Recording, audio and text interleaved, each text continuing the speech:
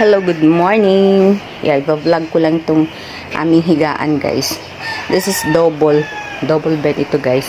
Pero sinaunang bed ito. Panahon pa ng mga Kastila to. Mga, ano pa ito? Panahon pa nila lola ito. Itong bahay na to, guys. Kaya ito, made of, Nara. Itong bed na to. Kaya tingnan nyo, hanggang ngayon, anong taon na tayo ngayon? Ha? Buong-buo pa. Bumagyot.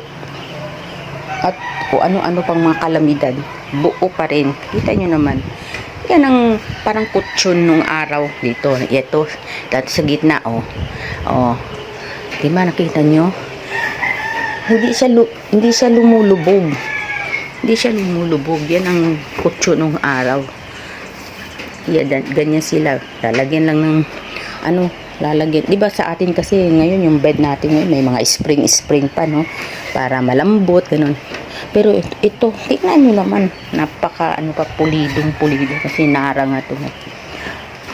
Talagang pure Nara. Kasama itong headboard. Ayan ito, guys. Kasama yung headboard. Buo pa. Walang kasira-sira yan. Panahon pa ng mahuma pa to. Tingnan nyo naman yung buo. Ayan. Nasira na lahat ng mga kisame, mga cabinet. Yung mga cabinet na yun, sira na. Wala na yung bintana. Pero yung higaan, stand pa. Kaya ayusin ko to, guys. Kasi, ito si daddy kasi nilagyan niya ng plywood. Ayaw niya yung parang lumulubog-lubog. Hindi naman talaga siya talagang totally lubog na lubog, guys. Tama lang.